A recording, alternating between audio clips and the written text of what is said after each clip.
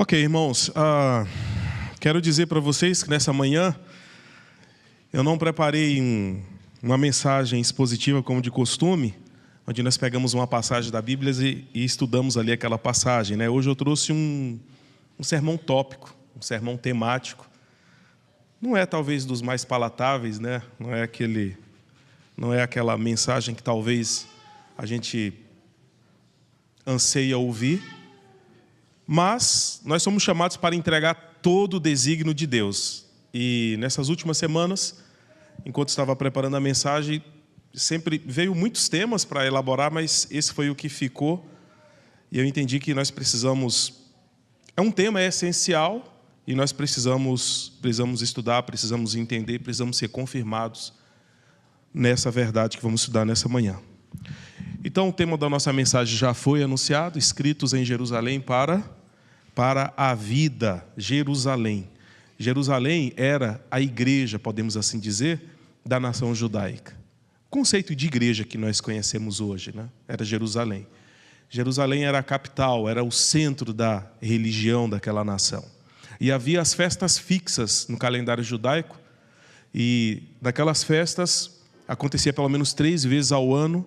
Todos os israelitas, todo o povo hebreu, eles vinham a Jerusalém, vinham a Sião, onde ficava o templo na época de Salomão, para então louvarem, adorarem, participarem dos ritos, das cerimônias que aconteciam ali em Jerusalém. É interessante notar que em todo o Antigo Testamento nós não vamos encontrar a palavra igreja, não no conceito que nós temos hoje, após a nova aliança.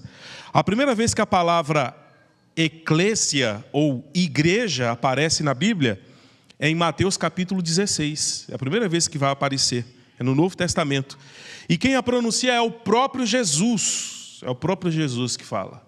E isso está em Mateus capítulo 16, versículo 18. Ele diz assim: sobre esta pedra edificarei a minha igreja. Essa é a primeira vez que ela aparece. E as portas do inferno não prevalecerão contra ela. Essa palavra eclésia do grego significa literalmente uma assembleia convocada. Uma assembleia convocada. É verdade que nós usamos muito o termo eu sou a igreja, você é a igreja. Sim, nós somos a igreja quando nós estamos em uma convocação, em uma congregação. Nós somos a igreja. Esse é o sentido original da palavra. E essa palavra, com esse sentido, né, uma assembleia convocada, aparece mais de 100 vezes no Novo Testamento, né? E mais de 90 vezes essa palavra se refere à congregação, a igreja local ali reunida. Ela é muito usada no Novo Testamento. Então, esse primeiro termo indica que Jesus tinha em mente, né, ele tinha em mente a igreja como uma assembleia universal, né, como composta ali por todos aqueles que praticam ou que têm a mesma fé. Essa é a ideia da igreja, né, que confessam a mesma fé. E é interessante notar, irmãos, que nessa expressão que Jesus usou para a igreja, ele usou termos interessantes como minha e edificarei. Essas duas palavras, né? Minha e edificarei.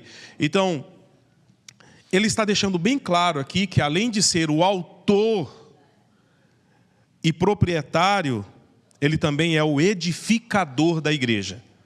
Então, quem é o autor da igreja? Cristo. Ele foi o primeiro que usou esse termo, igreja. E foi ele quem fundou a igreja, foi ele que edificou.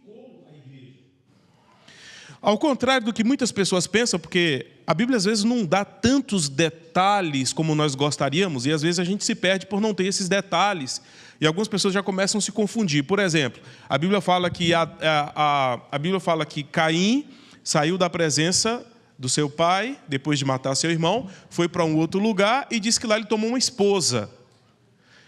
Bem, como a Bíblia não explica tantos detalhes assim da história, muita gente fica assim: onde que ele achou essa esposa?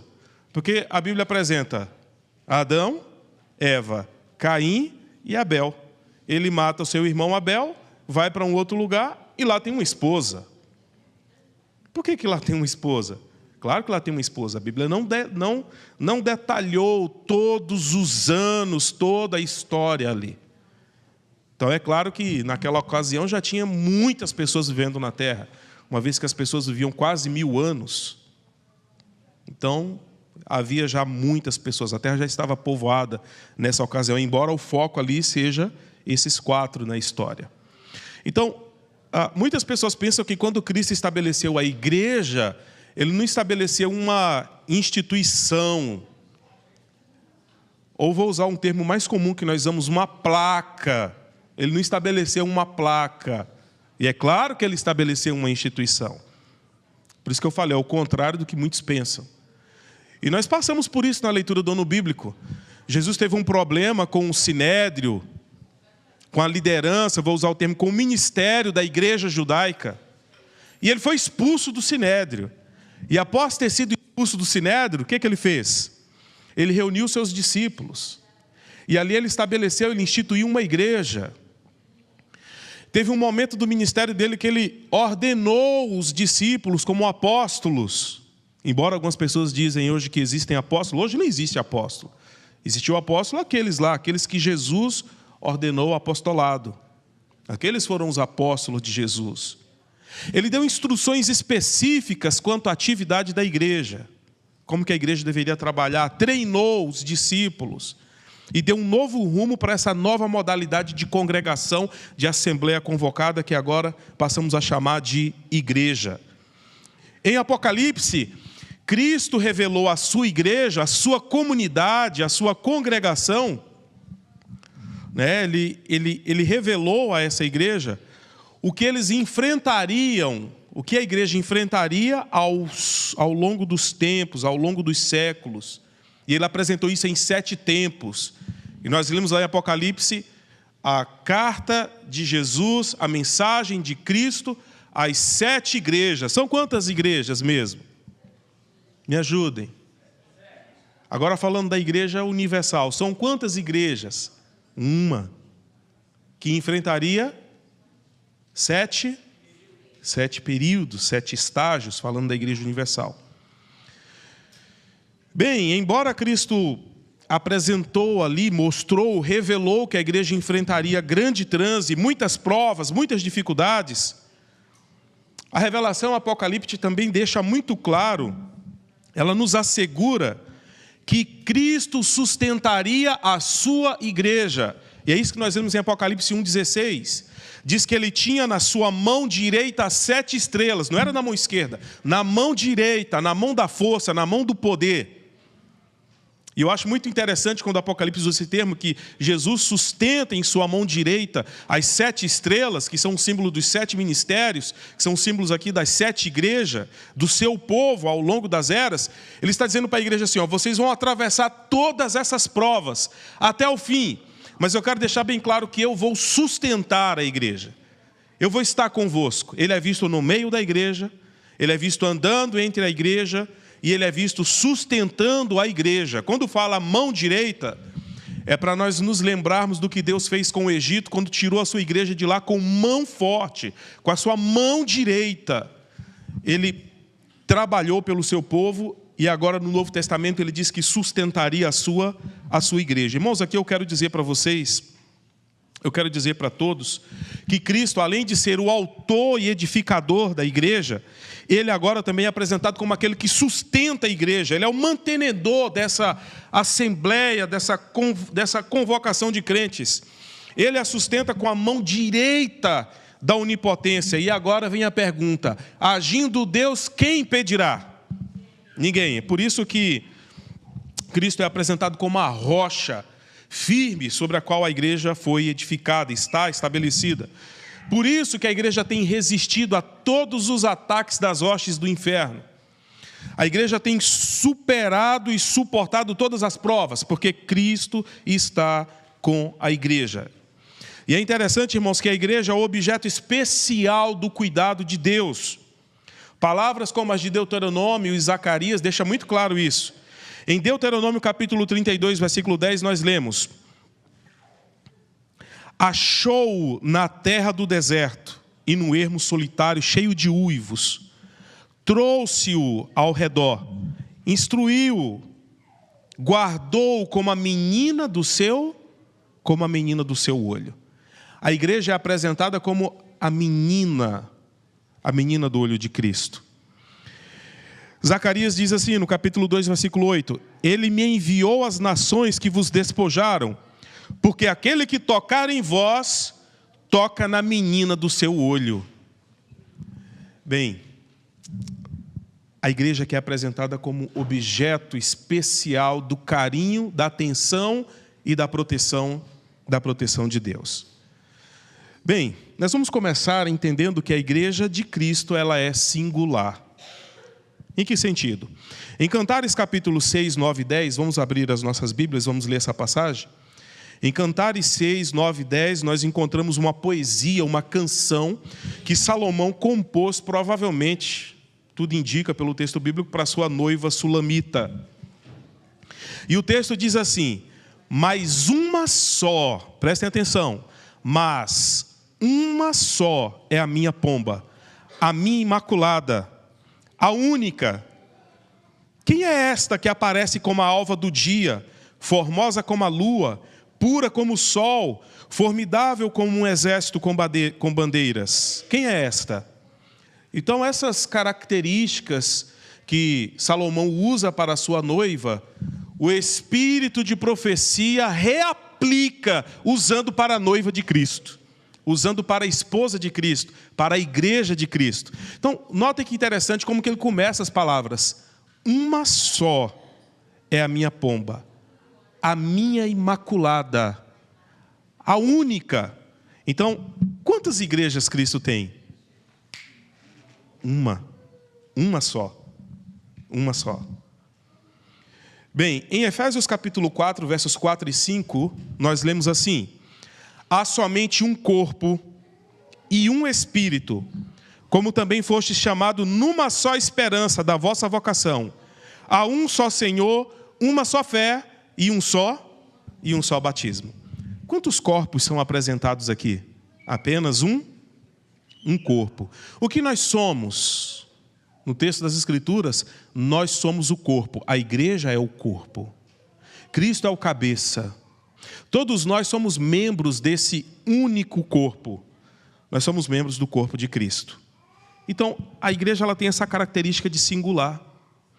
Irmãos, hoje nós vivemos numa época que está se cumprindo a profecia de Lamentações. A profecia de Lamentações diz assim: como estão espalhadas pelas esquinas de todas as ruas as pedras do santuário. Como estão espalhadas pelas esquinas de todas as ruas as pedras do santuário. Quando se fala de santuário, a gente sabe que o santuário era um lugar de adoração. O que aconteceu com o lugar de adoração agora? Se espalhou pelas esquinas de todas as ruas. Bem, eu tenho observado que aqui não está muito diferente do nosso país. Nós temos muitas igrejas, muitas denominações, muitas congregações cristãs. São muitas. Não se decepcione com o que eu vou falar. Cristo só reconhece uma como a sua igreja. Essa semana eu estava conversando com um cidadão que ele é de uma determinada denominação cristã. E a gente estava conversando e ele sempre falando. Chegou um momento que ele falou, ele tocou nesse ponto, ele já jogou uma indireta, né, dizendo assim: olha, nós não temos esse costume de ficar querendo pegar a pessoa de outra igreja para trazer para a nossa. Se ele está lá naquela igreja, deixa ele lá, ele está no caminho do Senhor. Todas as igrejas são do Senhor. Aí eu fiquei ouvindo aquilo, eu falei, bem, então ele já deu o sinal, né, para eu não mexer com ele, né? E ele começou a falar, e foi falando verdades. No final eu falei, olha, irmão, desculpa, mas eu também tenho uma verdade para te falar. Eu preciso te falar essa verdade. E isso é independente, quando eu falei assim, ele de religião. Eu falei, não, de religião não, porque religião é uma só. Nós somos cristãos, nós estamos falando da mesma religião. O que eu quero falar é independente da instituição igreja. Independente da igreja, eu tenho umas verdades para te falar. E a gente começou já ali um assunto, e pela graça de Deus, nós vamos continuar. Toda terça-feira vamos continuar estudando. Vamos ver o que vai dar no final, né? Mas eu vou ter que chegar a falar isso para ele. Eu falei, olha, a vereda do justo, diz a Bíblia, é como a luz da aurora que vai brilhando mais e mais até ser dia até ser dia perfeito. Eu falei para ele, nessa caminhada que eu estou, eu passei por várias denominações cristãs, falei para ele. Agora você me faz uma pergunta, você voltaria para essa igreja hoje? Eu não voltaria, jamais. Por quê? Pela luz da palavra. Pela luz. Agora, foi ruim ter passado por lá? Não. Não, eu entendi que Deus usou aquelas circunstâncias para que eu fosse galgando, até conhecer toda a verdade, até conhecer a única, como a Bíblia fala, a imaculada, como diz o texto bíblico. Bem, o elemento unificador, agregador, e que também distingue a única igreja, a assembleia convocada que Cristo reconhece como sua, é a verdade presente. É a verdade. Vamos ler uma passagem que está em Isaías capítulo 56 e depois 1 Pedro capítulo 2. Isaías capítulo 56, versos 3 a 8. Vamos ler? Vamos fazer o seguinte, nós vamos fazer a leitura dessa passagem e depois eu vou fazer uma pergunta para vocês me responderem segundo a leitura que vocês vão fazer. Isaías capítulo 56, versos 3 a 8. Eu vou ler a passagem, diz assim: E não fale o filho do estrangeiro que se houver unido ao Senhor, dizendo: certamente o Senhor me separará do seu povo. Nem tampouco diga o eunuco: eis que eu sou uma árvore seca. Porque assim diz o Senhor a respeito dos eunucos que guardam os meus sábados e escolhem aquilo que me agrada e abraçam a minha aliança. Também lhes darei na minha casa e dentro dos meus muros um lugar e um nome melhor do que de filhos e filhas. Um nome eterno darei a cada um deles, que nunca se apagará. E aos filhos dos estrangeiros que se unirem ao Senhor para o servirem, para amarem o nome do Senhor e para serem seus servos, todos os que guardarem o sábado, não o profanando, e os que abraçam a minha aliança, também os levarei ao meu santo monte e os alegrarei na minha casa de oração. Os seus holocaustos e os seus sacrifícios serão aceitos no meu altar, porque a minha casa será chamada casa de oração para todos os povos. Assim diz o Senhor Deus, que congrega os dispersos de Israel. Ainda ajuntarei outros aos que já se lhe ajuntaram. Amém. Qual foi o elemento unificador aí? Qual foi o elemento unificador? O que é que nós estamos fazendo uma leitura de um texto que, quando foi escrito, era uma profecia. Qual era a profecia? Israel era o povo exclusivo do Senhor. O único povo que pertencia ao Senhor. No texto está aparecendo duas figuras, os eunucos e os estrangeiros que não pertencem a esse povo. E Deus está dizendo que há uma abertura para que eles também pertençam a esse povo. E qual é o elemento que vai unificá-los, que vai trazê-los para que façam parte desse povo? Vocês perceberam? Ninguém percebeu? Além do pastor? Aí apareceu o sábado como aliança. Então perceba que o elemento unificador que torna a igreja de Cristo única é a verdade. Não é porque nós somos melhores do que os outros, mas a verdade. Os judeus se confundiram, eles achavam que eram melhores do que as outras nações. Não é esse o sentido. É a verdade. É a verdade que os separa. Em 1 de Pedro, capítulo 2, versos 9 e 10, nós lemos assim: vocês, porém, são geração eleita. O que é a igreja de Cristo? A única. A geração eleita, escolhida. É um sacerdócio real, a nação santa. O que é a igreja de Deus? O povo exclusivo. O povo exclusivo de Deus. Para anunciar as grandezas daquele que os chamou das trevas para a sua maravilhosa luz. Bem, antes, Pedro continua, antes vocês nem sequer eram povo. Aqui eu quero fazer um link desse texto aqui com o que acabamos de ler lá de Isaías. O livro do profeta Isaías era uma profecia para os gentios. Para os gentios que abraçassem a aliança que o povo judeu havia abraçado, que era o sábado. A fidelidade a Deus e aos seus mandamentos. É uma profecia que isso aconteceria para os gentios. Bem, nós sabemos que essa profecia ela vai se cumprir no Novo Testamento, Porque Jesus agora envia os seus discípulos para pregar a todas as gentes, a todas as pessoas, para os gentios. E agora o que o apóstolo Pedro está dizendo com relação ao gentio? Mesmo que fosse uma pessoa sincera, atentem bem para isso aqui, ó. Mesmo sendo almas sinceras, como era Paulo, como era o centurião lá, que foi enviado a Pedro, mesmo sendo pessoas sinceras, o que Pedro diz deles antes de estarem ligados à igreja? O que Pedro diz deles? Mesmo sendo almas sinceras, ele diz assim: antes vocês nem sequer eram povo, mas agora são povo de Deus. Não haviam recebido essa graça, mas agora receberam. Percebem? Então, o fato da pessoa ser uma alma sincera, mas não está ligado ao povo exclusivo de Deus, ele não é povo de Deus, no sentido de igreja.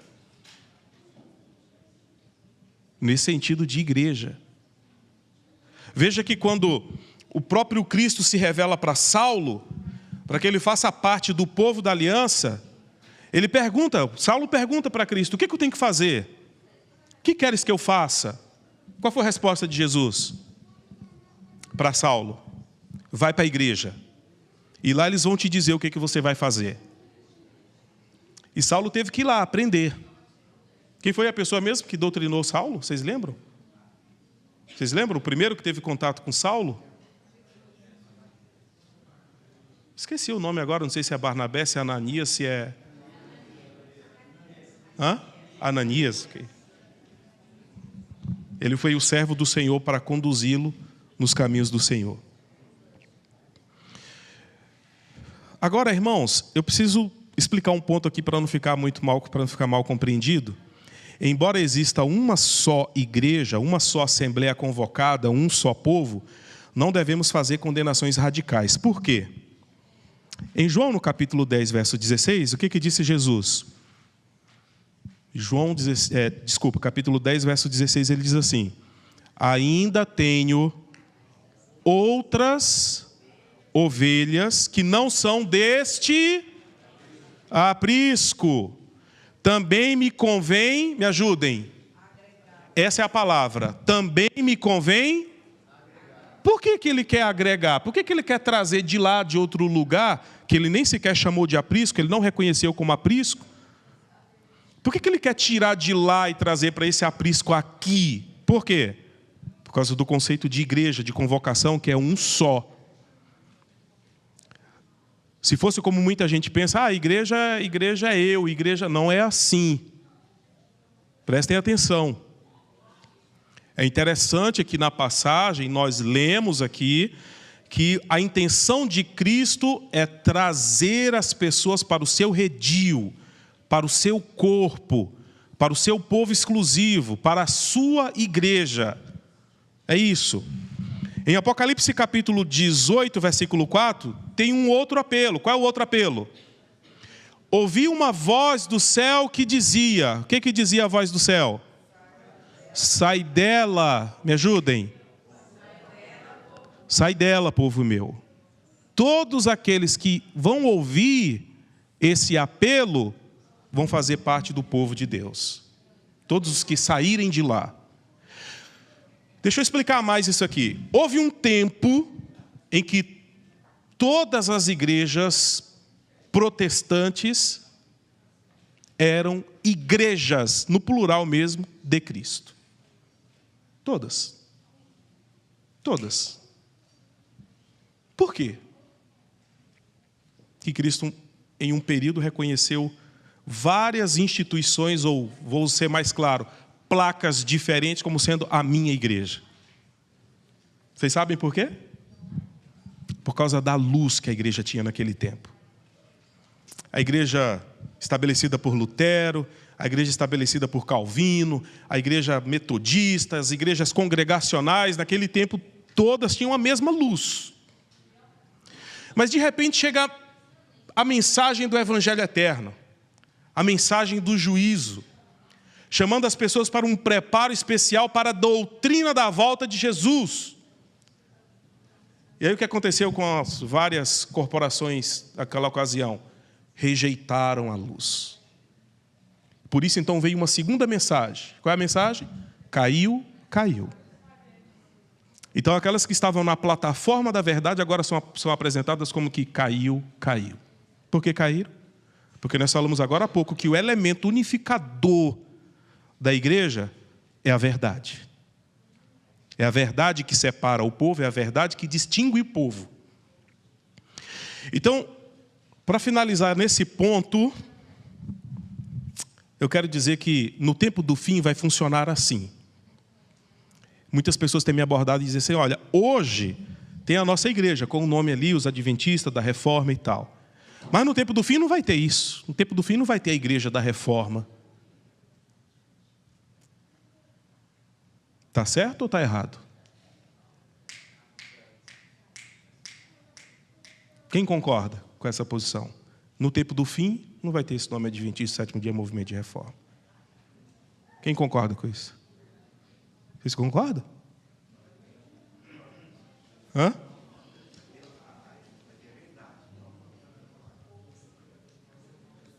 Nós não vamos ter uma igreja com o nome lá, adventista do sétimo dia, movimento de reforma. Mas esse povo vai ser a igreja de Deus no tempo do fim. E eu vou dizer mais. Muita gente pensa que no tempo do fim, as pessoas vão ouvir a mensagem e elas precisam sair das denominações onde elas estão, que Cristo não reconhece como aprisco, e serem coligadas ao aprisco de Cristo. Eu estou dizendo com isso que no tempo do fim, mesmo sob crise, haverá batismos. As pessoas serão batizadas. As pessoas serão batizadas agora na plataforma da verdade. Na plataforma estabelecida da verdade. Eu vou ler alguns textos. Diz assim.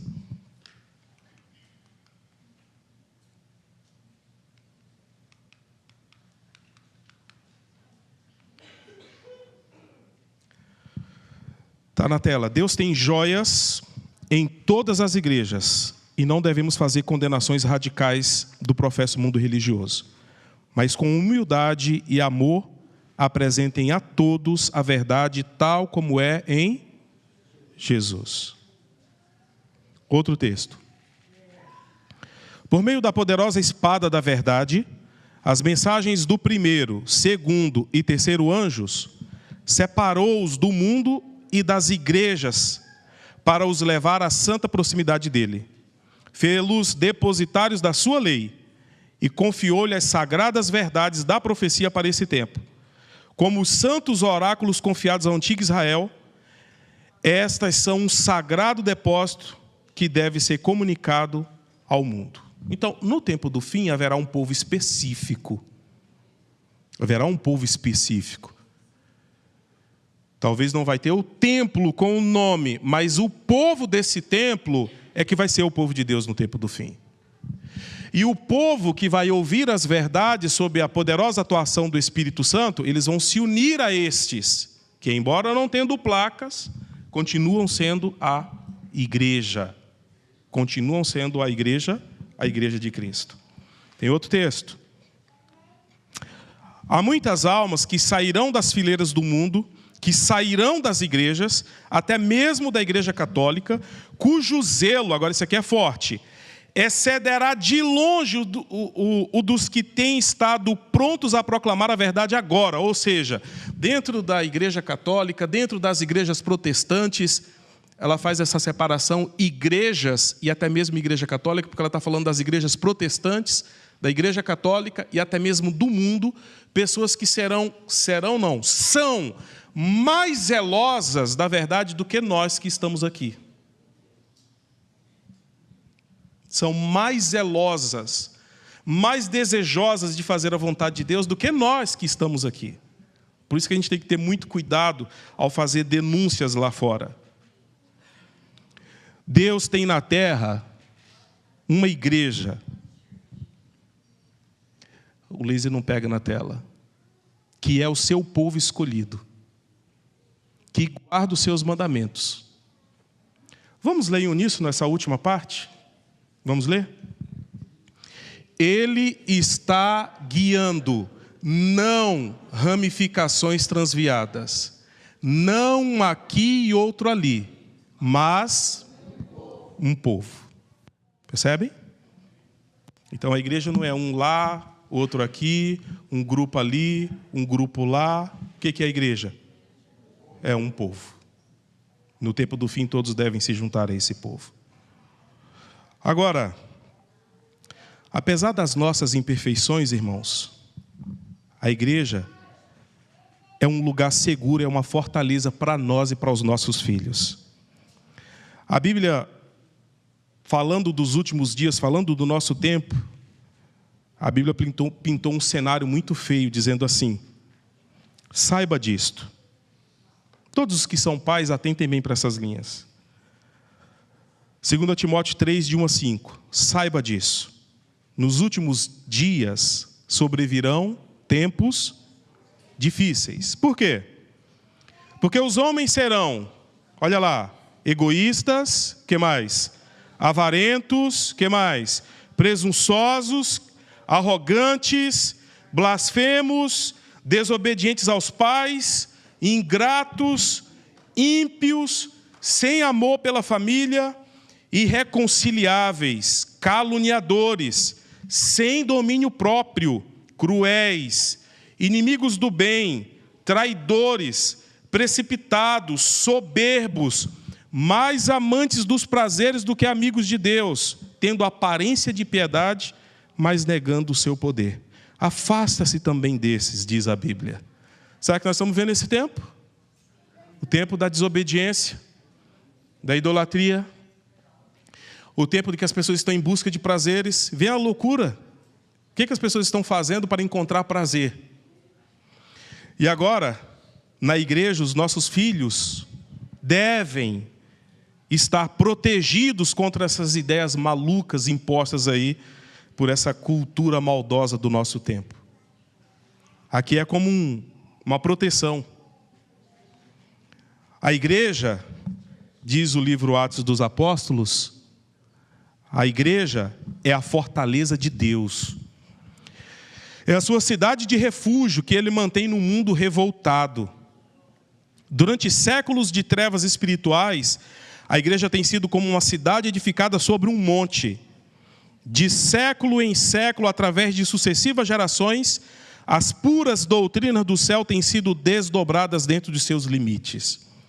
Então veja, quando você... Vou descer aqui para ficar mais perto, porque eu estou achando que estou ficando muito longe. Quando você, no sábado, no dia do Senhor, no dia da comunidade, no dia da igreja, fala assim: hoje eu não vou à igreja. Hoje eu não vou à igreja. Você não tem noção da influência que você está passando para os seus filhos. A influência que você está deixando para os seus filhos. Hoje eu também não vou à igreja. Também não vou hoje. E os filhos estão vendo. O que é a igreja para os nossos filhos? O que é a igreja para nós? Deve ser a fortaleza de Deus, a cidade de refúgio. Uma cidade de refúgio. Aqui é uma proteção. Aqui nós estamos protegidos. Nossos filhos estão protegidos. Os ensinamentos que eles recebem aqui, a base que eles recebem aqui, a gente não tem ideia do que significa isso hoje. Aqueles 4 jovens que foram levados cativos para a Babilônia também não tinham ideia desse conceito. Os pais deles talvez não tinham ideia disso. Até que chegou o dia em que eles foram separados violentamente das suas famílias e foram levados para a corte de Babilônia, colocados diante daquela influência terrível, daquela idolatria, daquele serviço que acontecia ali.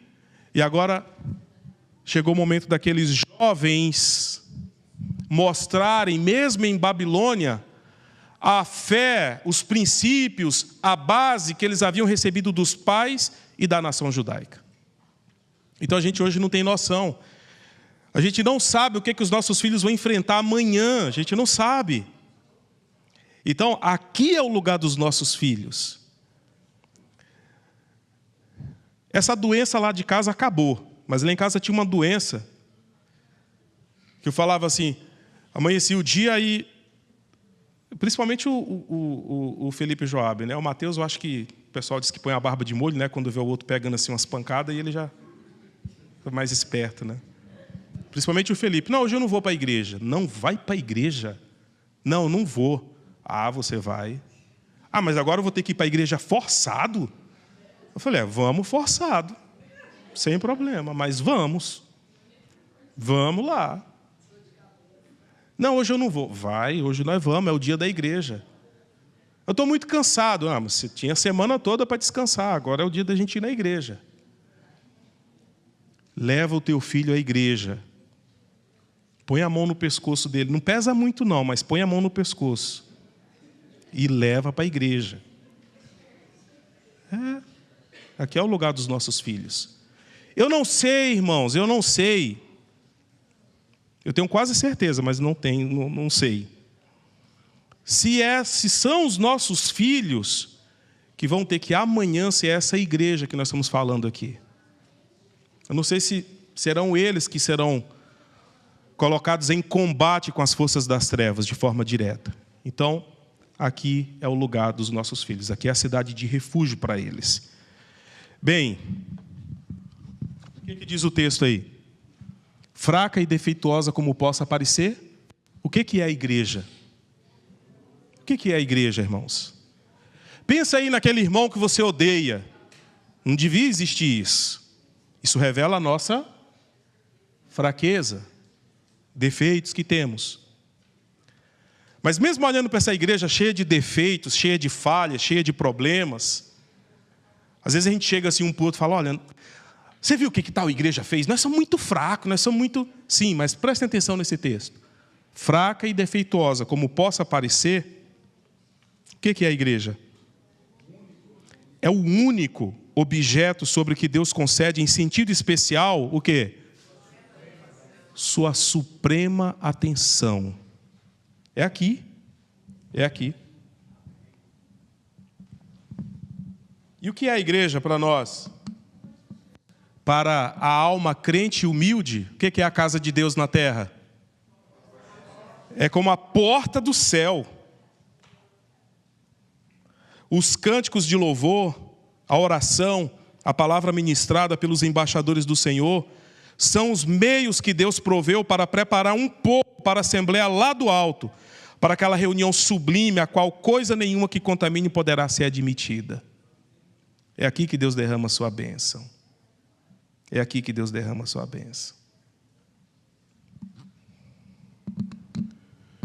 Irmãos, eu estou quase finalizando, mas eu quero dizer também que a igreja, além de ser o objeto da atenção de Deus, além de ser a cidade de refúgio, de proteção para nós e para os nossos filhos, a igreja também é o canal do poder e da graça de Deus. Eu usei esse termo canal porque hoje as pessoas não entendem isso. Porque hoje canal é no YouTube, né? Hoje o canal é no YouTube. Mas no meu tempo, canal, literalmente, eu não sou tão velho assim, mas eu tinha que pegar num botão assim da TV e rodar que ele instalava. Treco, treco, mudando de canal. Treco, né? Porque hoje o conceito de canal é assim, eu assisto o que eu quiser, a hora que eu quiser. Se hoje eu quero assistir um canal de tal assunto, eu coloco lá porque vai passar aquilo. No meu tempo não era assim. No meu tempo era uma confusão. Minha mãe queria assistir a novela e eu queria assistir o Jaspion lá no Jiraya, na Manchete. A novela da Globo e outra na Manchete. E não tinha depois, tinha que assistir naquela hora. É essa a ideia de canal. Você tem que mudar a sintonia, senão você vai perder o que está passando lá no outro canal. Não é como no YouTube, que está tudo gravado lá. Eu vejo a hora que eu quiser. Não era assim. Então, se uma pessoa quer assistir um desenho animado, de manhã cedo, ele sabia que era no SBT que ele tinha que colocar. Então, tinha que ir lá e mudar o canal. Zaqueu queria uma conexão com Jesus. Ele viu que o negócio ali estava impedido. O que ele fez? Ele procurou o canal. Como é que eu vou ter esse contato? Subiu na árvore. Subiu na árvore. Ah, eu quero receber a graça e o poder de Deus. Onde é o canal? É aqui. É aqui na igreja. Irmãos, a primeira igreja convocada por Jesus era uma igreja composta por pessoas com sérios defeitos que ameaçavam levar o primeiro projeto de igreja ao fracasso, ao naufrágio, à falência. Vou citar alguns exemplos. O impulsivo, inconsequente e imprudente Pedro, os tempestuosos Tiago e João, o incrédulo Tomé, Felipe, que andava com Jesus o tempo todo e falou assim: mestre, eu quero saber quem é o Pai, me mostra o Pai, como que é o Pai? Ele não conseguia ver Deus em Jesus. E por aí vai.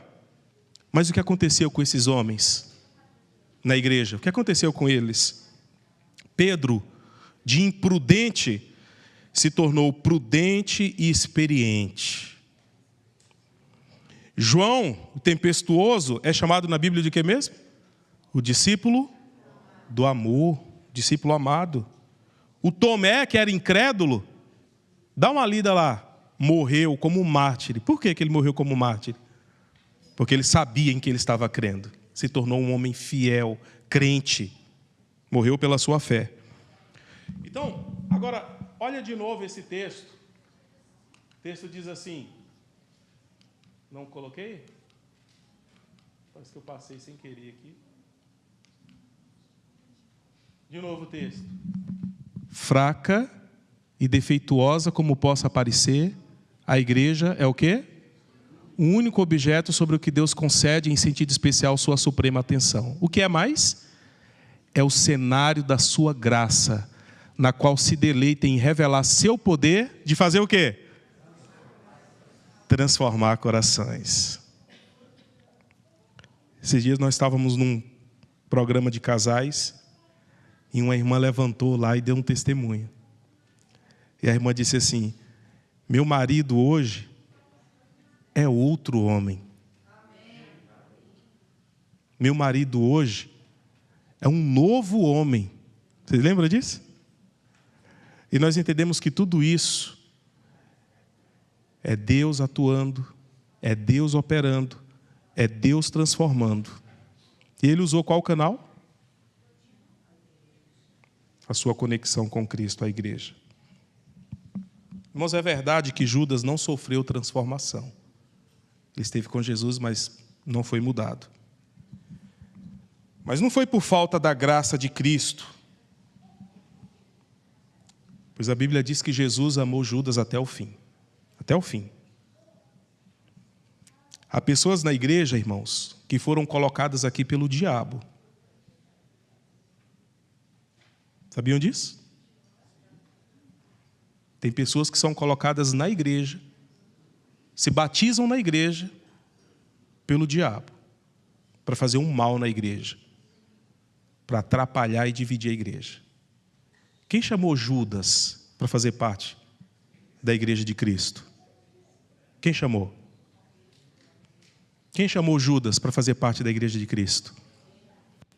Vamos desejar todas as nações. Depois o próprio Jesus disse: tenho aqui alguns comigo, 11, na verdade eu chamei 11, mas um é o demônio, o diabo. Vocês sabem que esse é o projeto mais arriscado do diabo? Esse é o projeto mais arriscado dele. Ele pega um ser humano, uma pessoa que foi arruinada pelo seu próprio poder, pelo poder de Satanás, uma pessoa que é serva dele, uma pessoa com caráter destruído, e Satanás fala assim: o lugar dessa pessoa é lá na igreja, lá junto com os adventistas do sétimo dia, movimento de reforma, porque ele vai acabar com essa igreja lá. Ele vai trazer fofoca para um lado, ele vai arrumar problema com o outro, ele vai brigar com aquela família, ele vai dizer que não gosta desse, ele vai arrumar um problema com aquele, ele vai dividir a igreja, ele vai acabar com essa igreja. A intenção do diabo é isso, ele vai disseminar heresias lá dentro. Sabe por que eu falo que esse é o projeto mais arriscado do diabo? Porque mesmo uma pessoa muito arruinada pelo poder do diabo, e que entrou aqui na igreja com o propósito de destruir a igreja, mesmo esse, Deus pode transformar por sua graça. E o diabo pensa que colocou uma pessoa lá para atrapalhar a igreja e ele acaba perdendo um adepto. acaba dificultando ainda mais a situação dele. Uma vez os fariseus falaram assim: vai lá e prende Jesus. E eles foram lá prender Jesus. E depois voltaram, sem Jesus. E falaram para eles: onde está Jesus? Nunca homem algum nos falou como aquele homem. O que aconteceu com os homens? O poder da graça. Então, irmãos, Deus ele tem paciência com o pecador para ver se ele se submeterá ao poder transformador da graça. Deus o mantém aqui por um tempo de graça. Um tempo de graça. Elas ocupam um espaço aqui na lavoura de Deus. Sabe, então nós temos que ter muita paciência com os nossos irmãos. E nós temos que ter muito cuidado, porque às vezes aquele que o diabo trouxe aqui para dentro, ele pode se transformar pela graça e ser salvo. E eu que já estou aqui dentro, posso odiar essa pessoa a tal ponto de me tornar também servo do diabo. Percebe como é séria essa situação? Precisamos exercer a tolerância. Acaba que essas pessoas em nosso meio são bênçãos disfarçadas para o desenvolvimento do nosso próprio caráter, para desenvolvermos a paciência, a mansidão, o domínio próprio, para sermos transformados pela graça. Muito íntima é a ligação entre Cristo e a sua igreja. Jerusalém, disse Jesus em Isaías 49:16, Jerusalém, o seu nome está escrito nas minhas mãos. Eu nunca esqueço as suas muralhas. Eu posso dizer aqui, adventista do 7º dia do movimento de reforma, igreja de Orange veio, o seu nome está escrito nas minhas mãos. Eu nunca esqueço as suas muralhas. Tudo que Jesus fez foi pela sua igreja.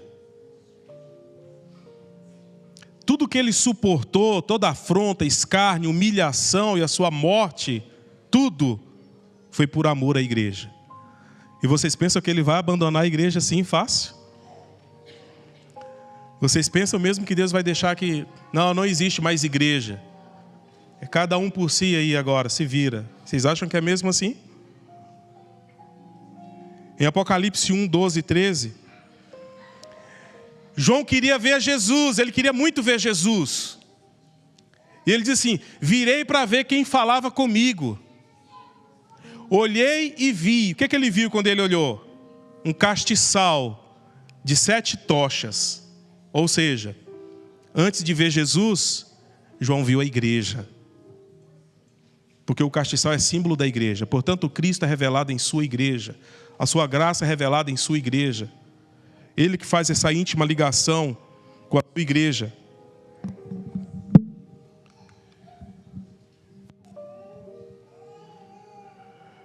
E esse texto que está aí na tela diz assim: muito íntima e sagrada é a relação entre Cristo e sua igreja. Ele é o noivo e a igreja a noiva. O que ele é? Ele é a cabeça e a igreja o corpo. Eu sou de Cristo, eu estou ligado a Cristo, eu sou uma pessoa muito religiosa, mas eu não vou à igreja. Não quero saber de igreja. O que diz o texto? A conexão com Cristo, portanto, envolve o quê? A conexão com a sua igreja. Você está ligado a Cristo? Então isso quer dizer que você também está ligado à igreja. Não tem como se ligar a Cristo sem se ligar à igreja. Nesse sentido de igreja. Nesse sentido de igreja. E por último, é sendo ligado à igreja que seremos inscritos para a vida. O que disse Jesus? O que vocês ligarem na terra. Ligarem em que sentido? O que vocês ligarem na terra será ligado, me ajudem, no céu. Como é que a igreja liga alguém na terra? Como é que a igreja liga alguém na terra, irmãos? Através do batismo. É por meio do batismo. É assim que Cristo liga. Então quer dizer que a pessoa passa a fazer parte do povo de Deus. Passa a fazer parte da sua igreja. Isaías 4:3 diz assim: será que aquele que for deixado em Sião e ficar em Jerusalém será chamado santo? Todo aquele que estiver inscrito entre os viventes para Jerusalém. Jesus diz: todo aquele que crê e for batizado será salvo. Ele também disse: o que for ligado na terra também será ligado no céu. E o último texto. Cristo fez do batismo o sinal de entrada no seu reino espiritual. Ele fez disso uma condição positiva com a qual devem concordar todos os que desejam ser confirmados sob a autoridade do Pai, do Filho e do Espírito Santo. Antes que o homem possa encontrar um lar na igreja, antes de passar pelo limiar do reino espiritual de Deus, deve ele receber a estampa do nome divino: o Senhor, justiça nossa. Então a pessoa é filiada à igreja pelo batismo, e ao fazer isso ele está passando do reino da terra, do mundo das trevas para o reino da luz, para o reino dos céus. Portanto, irmãos, esse conceito de igreja que nós temos é um conceito maravilhoso que Deus nos deu. A nossa comunidade de crentes, estabelecidos na mesma fé. Não abriguemos o pensamento de que Deus não tem uma igreja. E que eu estou aqui porque aqui é onde eu acho melhor estar com as pessoas. Não. Deus tem uma igreja, coluna e baluarte da sua verdade. E nós estamos aqui porque nós somos cidadãos do céu e concidadão dos santos, estabelecidos na mesma fé, na mesma verdade. Hoje a igreja é militante, fraca e defeituosa. Mas esperem um pouquinho só. Aqueles que forem enviados pelo diabo aqui para dentro, que não se converterem, tem uma profecia para eles: a sacudidura, o joeiramento. A igreja vai enfrentar uma prova, e todos aqueles que estão na igreja, mas não estão ligados a Cristo, o que vai acontecer com esses? Eles sairão fora. E os que estão lá fora, que estão buscando uma ligação com Cristo, mas não estão ligados à igreja, à verdade, o que vai acontecer com eles? Eles vêm para cá para dentro. Uns saem, outros entram. Então haverá um só povo, uma só igreja.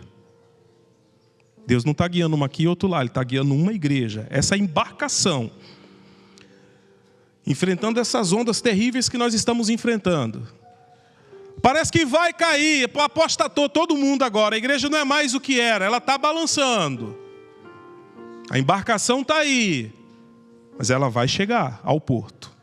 Cristo garantiu que ela vai chegar ao porto. Em breve a igreja de Deus vai triunfar. Ela vai triunfar. E eu espero que quando ela triunfar, eu e você façamos parte dela nessa ocasião. Amém.